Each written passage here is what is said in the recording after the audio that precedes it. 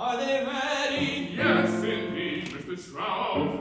They'll be shipped. You've been coming runaways. I can smell it.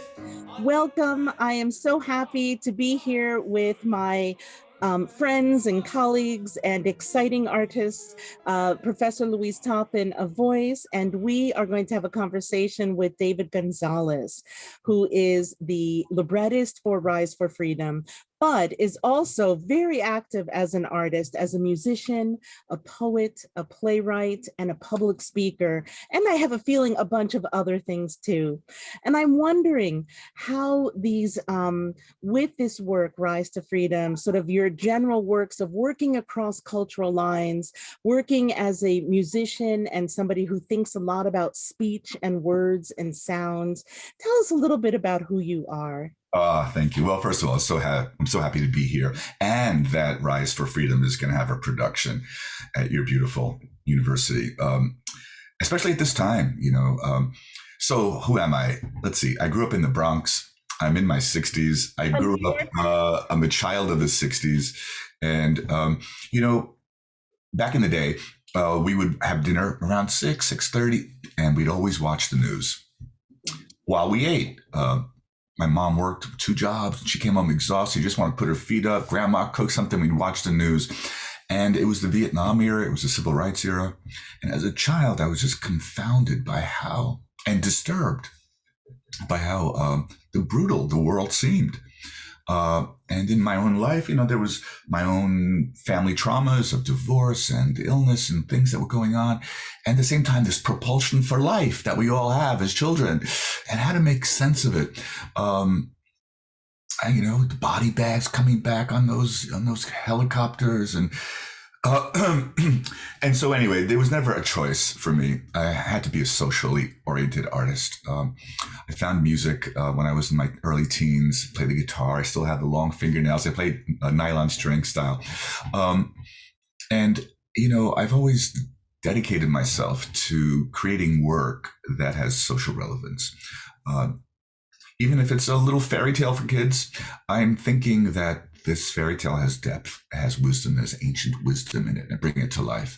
And so my journey as an artist has been to collaborate, bringing great music and beautiful stories together, often in collaboration with a lot of amazing artists and collaborators in different fields in music and visual artists. And let me just say, it's been a wonderful, surprising, joyful career.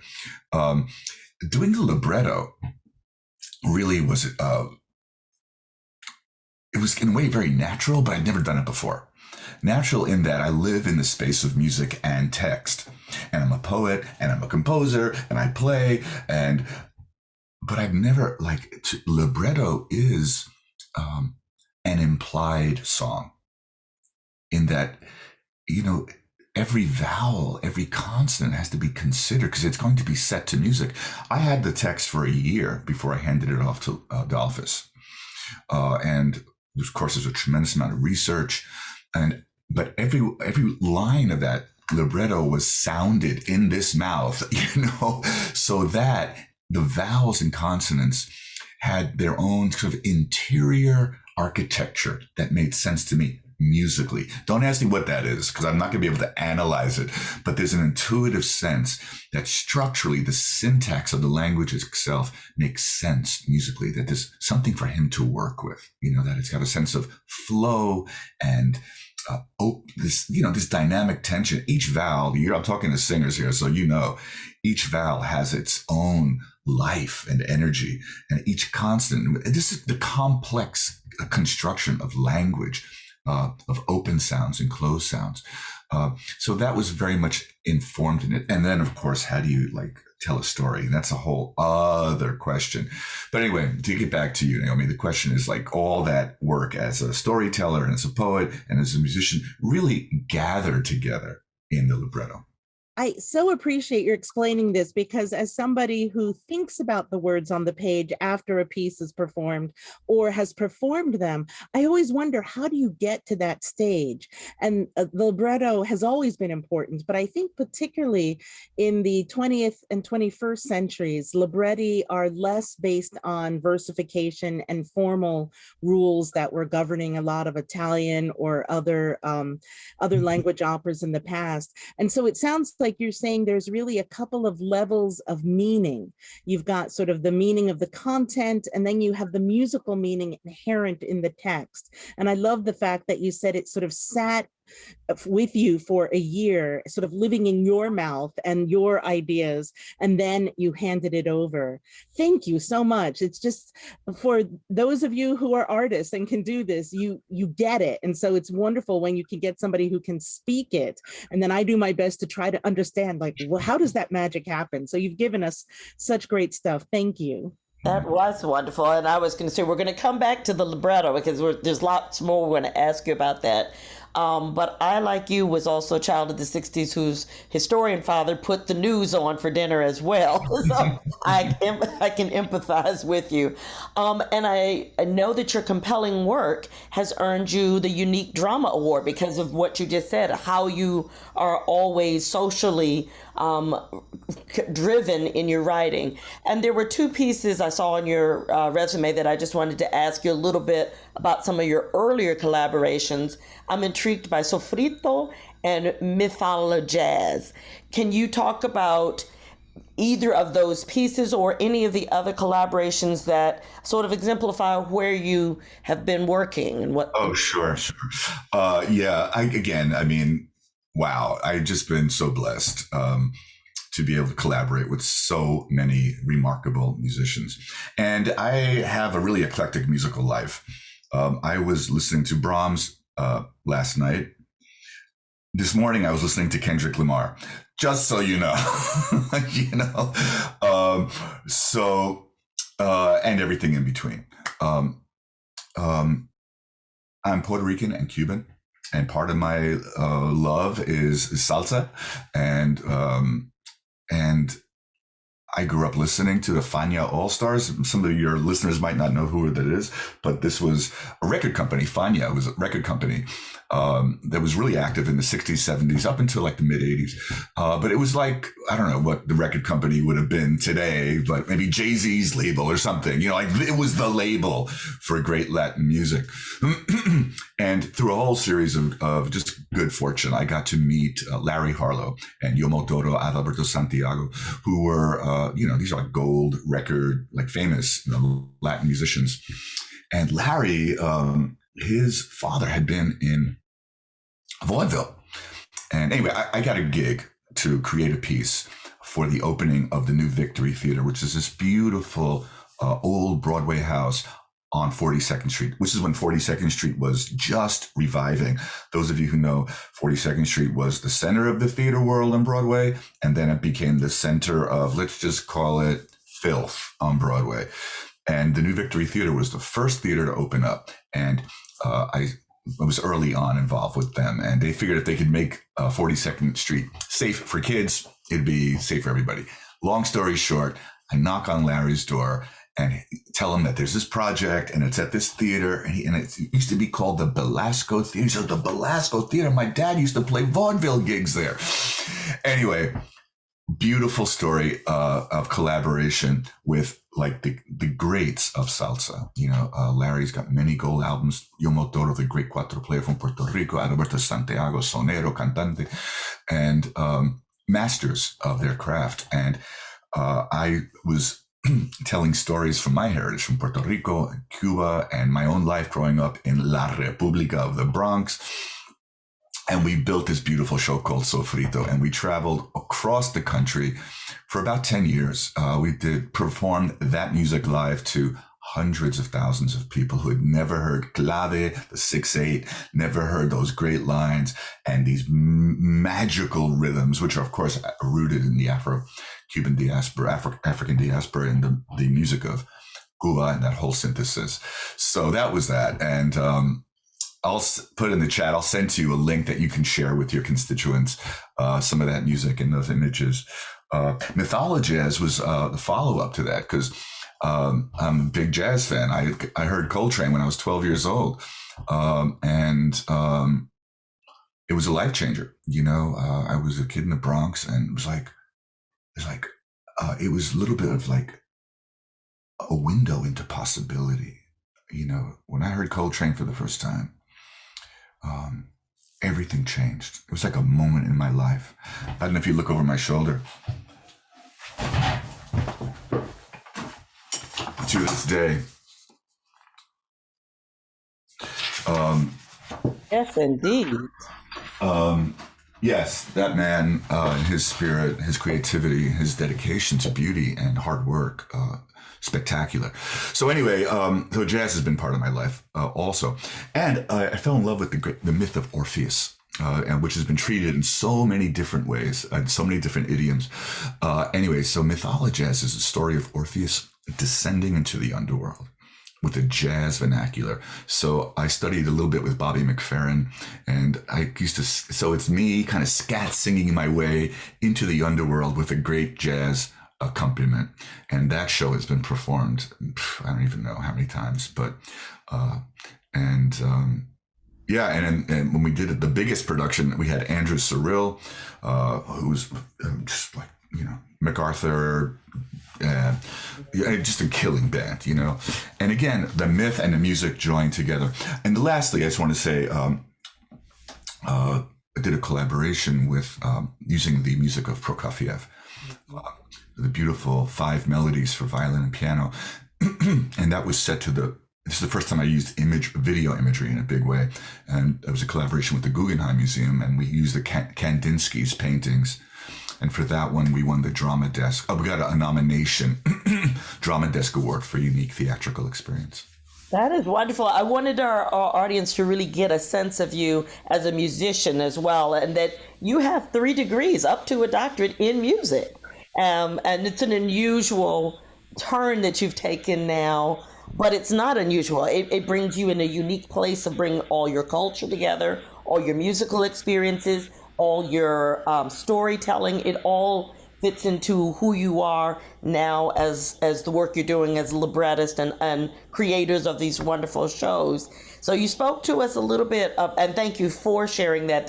I saw Bach Goldberg variations on your bio and other things. So your musical language spans as any musician would, from the Baroque all the way through contemporary music, with a love of everything in between. So we appreciate that. As you were talking about the libretto, how did you start your work in terms of researching for it and thinking about it? And as you were writing it, were you writing it in segments? You talked about it conceptually, but what are the nuts and bolts in terms of how you began to really work on this? Okay, great question. Thank you.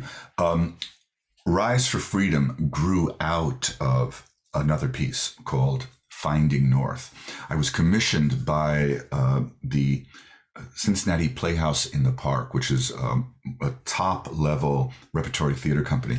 They commissioned me along with the National Underground Railroad Freedom Center that they were just about to build. They were about a year out from maybe 2 years out from completing the Underground Railroad National Freedom Center. And they asked me to write a piece to commemorate the opening of that. And there's a whole story why this guy did that. Basically is because that museum's vision was a vision of all people. And I had some very particular personal connections to the narratives that they were wanting to bring through. Well, there was a boy, for example, who in the early days of the AIDS epidemic, who had gotten a transfusion. And this kid in New York, in Queens, was ostracized and demonized. And he had what is that? That blood clotting, when your blood doesn't clot, what's that disease called? Hemophilia. Yeah. Hemophilia. Anyway, I knew that kid, and they were featuring him as an American citizen who had been marginalized and oppressed, and along with many others. So they were telling the story of the Underground Railroad from this very generous, wide, loving perspective. Anyway, they enlisted me to write this play. While I was writing the play in Cincinnati, I went there 17 times in over a year from New York, there was the killing of a young Black man by a white police officer. This is going back into about 2005, 2006. And right there, I was like, whoa, this cannot be a historical story.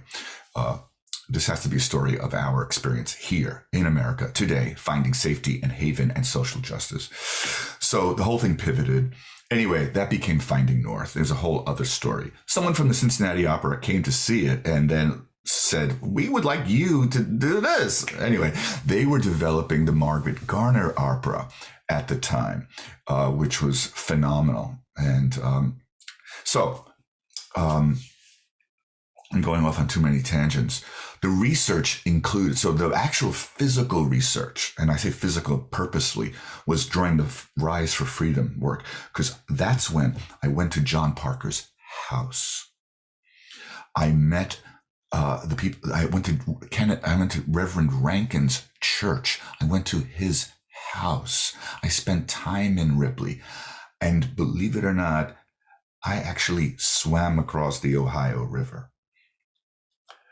I crawled through the tunnels in the safe spaces. I handled the artifacts. I'm getting chills just remembering all the beautiful people who I encountered there. So and I read John Parker's memoir called His Promised Land. And I just did a like kinesthetic, historical, personal searching dive into this work. And people at the museum let me into John Parker's home, into his bedroom, where you could see the Ohio River and Kentucky on the other side. And I wrote some of the monologues from his room. Oh, my goodness. So there's like a sense of connection and reverence. Like, you don't treat this lightly. This is not a gig out there. This is the continuation of a mission. And these are people who sacrificed their lives, right? And took their lives in their hands, which is why there's one scene in there where he's like, they want me to do another, like in the Rise for Freedom libretto, they want me to do another one, but haven't I done enough? Mm-hmm. Yeah, I hear you. Haven't I done enough? You know? And it's a valid question. You got a family to feed. You want to live to be an older person. You want to see your grandkids. Haven't I done enough? Yeah. You bring up this really important topic of the trauma of what it's like to see these works, but also, as you're saying, being there in these rooms, seeing the river, you're embodying some of that experience, even though that sounds so ridiculous, like, oh no, that was way in the past and everything's fine, but to make it vivid. As you've mentioned, this is your first libretto, and this also was a story based on John P. Parker, and his autobiography was found, from what I understand, in the 90s, and then it was published in a version that people can pick up now. So when you were working on it in the early 2000s, because this opera was premiered in 2007, is that right? Yeah. So this was an old story, but it was still a fairly new story for having resurfaced. And we've known about the Underground Railroad for so long, but having such specificity with real people is like a certain sort of, it makes it even more real. And it's so important to hear your story, how you got to know that person's space and then saw where he was living. And so it sounds incredibly heavy and big, that you weren't just writing it from there, but you were writing it from like looking at the water, looking at the river.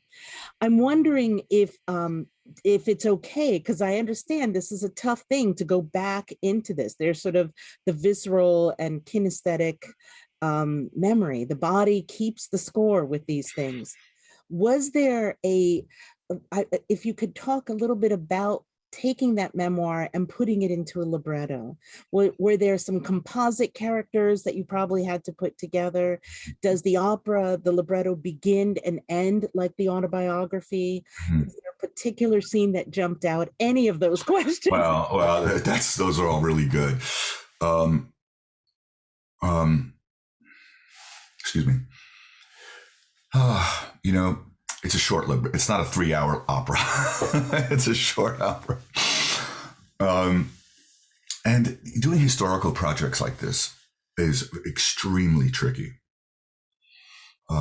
Because, and this is true about history in general, I think, that what you put in becomes part of the historical record. And what you leave out is, let's just say, left out. And this delicate point of the responsibility is massive. And especially when dealing with someone else's culture and their life and legacy. So there are crimes of omission. Like there's a lot that had to be there. There's more. And then there's also this crime, I call it the crime of commission, that we let it in. And is it getting undue attention, this part? You know, is this serving like the mythologizing of John Parker? Or is it actually serving the complexity of his humanity, like we all are, you know? And so it's a very, very delicate balance. What gets put in, what is left out? Which is why having these conversations is so important, because then it opens it up and points to the complexity. Right. Well, Having said that, you know, you have this book, and no, his book is his entire life story. So I picked a few key points to give context, and it centers on this one rescue. But I think pointing to his family life, pointing to his early life, his motivation, his children, the people that were around him, the dynamic across the river, the dynamic on this side of the river. So pointing to these things, but we still got to create a show. You have to care about these characters finally, you know, or else why we're going to lose the audience, right? We need to care. And for me, there's a polarity that I really want to strike in John Parker. And that is, it's more than a polarity. It's a dynamic tension of different points. He was sold away from his mother when he was 8 years old. He witnessed a man be killed on the chain in front of him. He had the guts and courage to escape several times. Got married, had a family. He was brilliant. He was an inventor. And still, he risked it all to bring other people across. But at a certain point, it's like he just dodged a bullet that would have killed him, which would have rendered his family without income, which who knows, you know? And there's an aria in there. Haven't I done enough? It's preceded by, I'm a good man, I'm a man. I forget the text exactly, but, you know, I made me a man, you know? And this is kind of like, not quite boastful, but he's proud of himself. But right behind it is, wait a second, context. Haven't I done enough? So it's kind of a long-winded answer. I hope you're getting that. Like, I'm trying to bring to life essences in a way that we can follow and care about, and finally leave with a sense of a visceral, felt sense of who this person was, what his world was, and what his legacy really is. I love the point that you have an aria that talks about, aren't I a man? Because so much of what slavery did with chattel slavery here in the US was take away the humanity. And you're showing sort of the stakes that are here. It's not, I mean, it's a very important thing to save people or to bring people through the Underground Railroad, as he was such an important conductor, but he also had his family. But there was also sort of who gets to live a real human life or be treated as a human. And it sounds like that's really nicely that comes out. And it's incredible because as I can only imagine what it's like to take a whole life in a memoir and put it into a short opera, meaning not a full 3-hour one, but also where you have to go slowly with, or the text has music underneath it. So you can't put as much as you would into a play. Yeah, it's a kind of It's a puzzle, it's a kind of shorthand, and there's a lot of pieces you gotta negotiate in there. But yeah, I really loved it, and working with Adolphus was just beautiful because he was so encouraging. I got to tell you can I tell you a couple of quick stories about Adolphus? Please. Yeah. A couple of quick stories. I had never met Adolphus, and I didn't know of him actually, but I researched him once I found out. And I don't know if you know about the Round Table at the Algonquin Hotel in New York. It's like the famous place where like famous writers would go. Adolphus says for the first time, let's meet at the Algonquin. I'm like, okay, I got to get my game up, And we meet at the, which is really fancy, but also very kind of like subdued. And anyway, and he's just full of warmth. It was beautiful. And one, two, I was very careful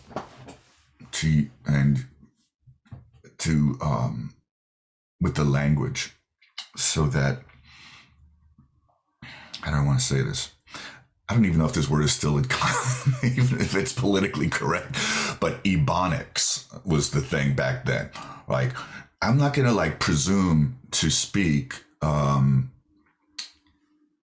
in more dialectical language. Thank you. In a more dialectical. So I wrote whenever you see or hear in that libretto, the word DEM as opposed to THEM, or DER as opposed to THER, that was not me. I wrote it there, them, then, and I gave it to Adolphus after a year. He said, David, I love your libretto, but folks don't speak like that. And I'm like, dude, I can't make that decision. Anyway, so Adolphus, with his blessing, we sort of brought this colloquial language in, if that's the right way to say it. Yeah. So that's another story. And then lastly, the ending is complex. Do we wrap this story up with a bow? No. This is an ongoing struggle today. This is the original sin that has not yet been reconciled on any level. There are small steps. I mean, Kamala Harris is in Warsaw today, okay? So, anyway, so I wrote it so that there's ambiguity in the text at the end. It's a question. We won this battle, but the war keeps going, okay? And Adolphus was like, how do I end? Is this going to end on a major chord or a minor chord? And if you analyze this, Louise, you can do it because of your musicality, and maybe you too, Naomi, but I suggested, Adolphus, this has got to be like a Charles Ives moment. It was, yeah. This has got to be a major minor chord. It's polyphonic. It's got to be. I said, Adolphus, what if it was? And Adolphus, bless his heart, he took that in. And the last chord of the play is a Ivesian major minor. I'm putting my hands like this because I'm playing a D minor and a D major on top of it. So you hear the tension of that minor second. Just, you don't know what, and you could flip it either way. That could feel like a D7 chord with a sharp 9, or it could feel like a minor chord with like an altered minor, or you could just like say, I don't know what the F it is. I'm just going to sit in the ambiguity and the power of this. Right. So those are moments with Adolphus. Thank you for sharing that. You brought up several interesting things for me, and I'd love to explore a couple of them with you. First of all, I wanted you to know I've already sat through the students going through a stumble through of the whole production. So I had an opportunity to see that, and that was exactly my, as I listened to the end, I said, ooh, they're leaving it with the tension and unresolved moment in the opera. And so it's very clearly and very beautifully being done by our students. My first question, if I can go back a little bit to what you were talking about, the libretto, and of course we have to leave things out of the full story, as you said, but you had written a play first, from the play to the libretto, were you trying to adapt the play to the libretto, or did you start anew? Was all the research and I got a sense that the really texture that you spent in embodiment was happening due to the libretto. Not, did I understand you correctly? Not, you didn't do all that during the play. No, I wrote it. The play came first, and the research happened first. And so the libretto came later, and so if I understand the question correctly, I'm trying to figure out how much, because I assume the play is actually longer than the libretto. Is that right? No, they're different. Okay. They're very different animals. Because the play is really a one-man show with company. So it was like it's about the same length, actually. There was all this other content, all these interview-based material with different people. So it's a very different animal. The libretto opens the Parker story up with much more detail, much more breadth, much more nuance. Gotcha. That's what I was trying to figure out how, knowing that I knew you had done the first piece, knowing that, I wondered how much it influenced and informed what you did with the libretto, or if you sort of went a completely different direction. And it sounds like you did sort of a little bit of both. Kind of. It was really allowed it to flourish. Allowed it to open, allowed it to breathe, allowed it more material to come. You could meet his children, You could meet Miranda. Miranda was not really there. She very little in the play, but in the libretto, Miranda is really important. She's a whole support, the anchor, home. She's a cheerleader, and then the kids are there too. So. When we asked Adolphus about the play, and he said, of course, it was specifically, the opera was specifically intended to be a shorter opera. Did you feel constrained in any way? Were there more parts to the story that you wanted to tell that perhaps you couldn't tell because, you were under the same constraint? This is for a small... Yeah. It's a little bit like what I was saying before, omission and commission. It's just a delicate balance there. But I was really, I always remind myself, and when I talk about these kind of things, the famous, I don't know if famous, but it's a quote from Duke Ellington, where someone came to him from a university and they wanted to commission a piece. And they sent someone to ask, Mr. Ellington, what we'd love to commission your piece, and we're going to give you all this money. He says, oh, fantastic. What do you want it to be about? So whatever you want, Mr. Ellington. And when do you need it by? Whenever is good for you. He said, son, give me some limits here. And is that truth? The power of limits. I want it. So, it wasn't an issue for me. We had a constraint. We knew what we wanted to do. It was there. And if you ask me the question, would I love to do a bigger opera? That's my question. Yes, I would. That's what I'm asking, is that, so there really was more to the story that you would have liked to have told. Oh my God. That so much.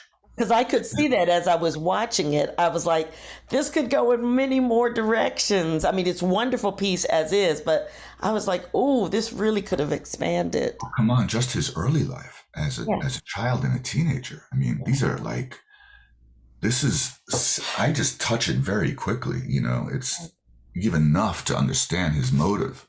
Right. But the more of that you had, the more you understand his determination, And so that could be there's so much that can go on. There is, right?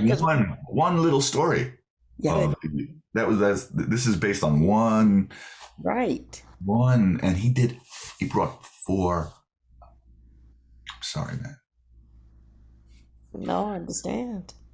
He brought 400 people. Yeah. Right. Because we're just joining him as an adult this one moment. But you're right. We don't get the full sense. The opera makes you want to go learn more about the full story. I think that's one of the powers of it, is that it's one moment in an incredible life. We don't get to hear more about his inventions and things. That there's a lot. I got to tell you, next month I'm going to be in Cincinnati with the early version of this, the Finding North play. And my friend Daniel Carlton, a fantastic actor, is playing all the roles. I'm going to do the music, and we're going to Parker's house. Oh, wonderful. And we're going to bring, Daniel hasn't been there, and I'm going to be, anyway. So all that story is very much alive to me. I'm happy to take it. I have one more story I'd love to share with you, but I know, Naomi, maybe you had something you wanted to ask first. Oh, well, you've basically done such a beautiful job with talking about what your experience was like, and then first meeting Adolphus Hailstork.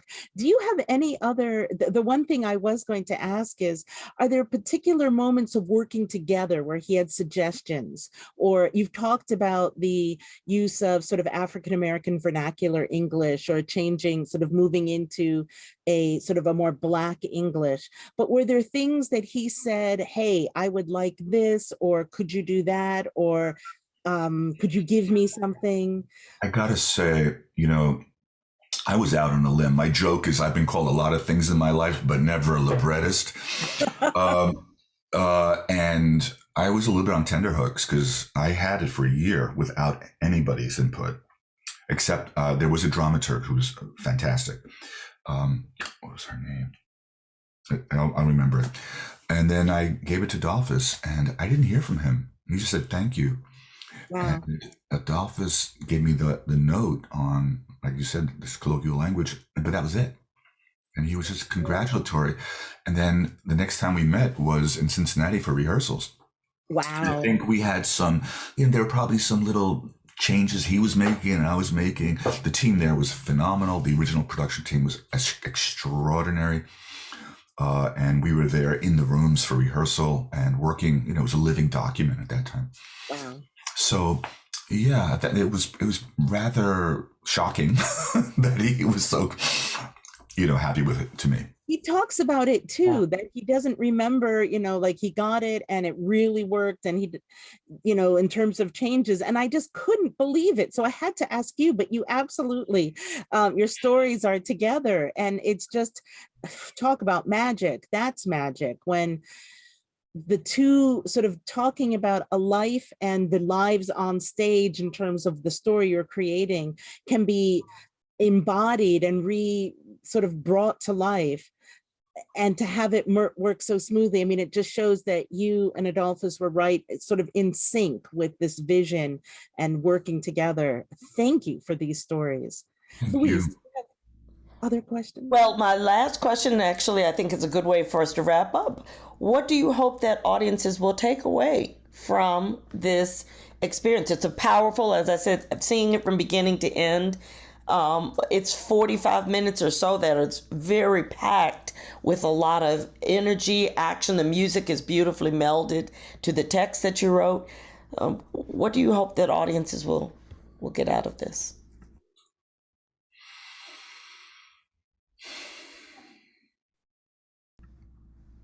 And while you're thinking, I was going to say, I think they can very much get all that you've explained today about how the present impacted the past in your own life. It comes through very strongly, by the way, in your text. Well, I think that's the key right there.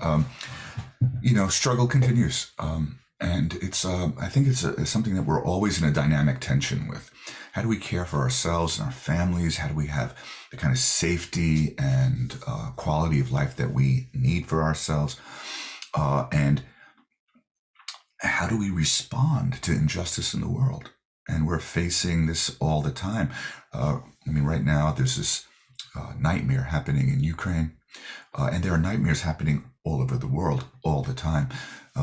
Tends that people of let's say the Southern Hemisphere tend to get less press about it. But let's just say that how do we act? And I think part of that is we model ourselves on people who have courage.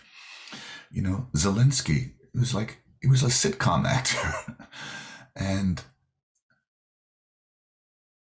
my son is doing his doctorate in music at Brown, and he's doing part of his project is research on the geopolitics of Chile.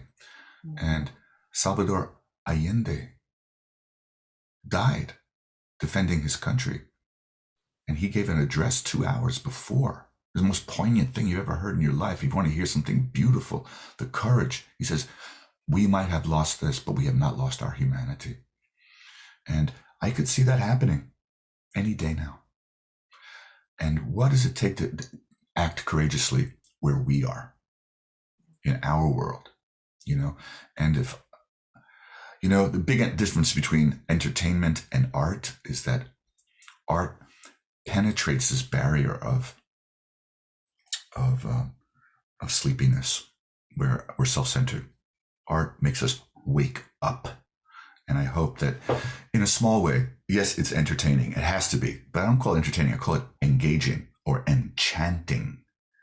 And the enchantment is a spell, hopefully, that will lead to a refreshment of determination, a refreshment of courage, so that we can act and vote with conviction.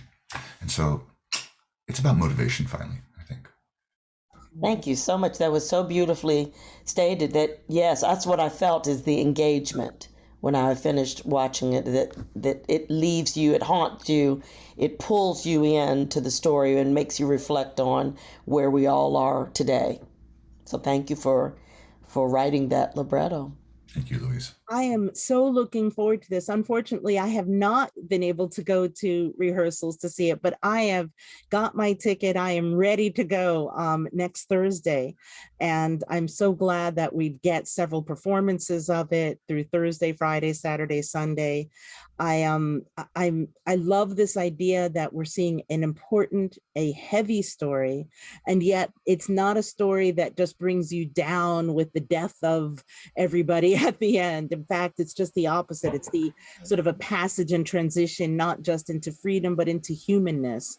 And sort of watching it today, we say, wait a minute, this is what needs to happen. We have examples going on right now in the world.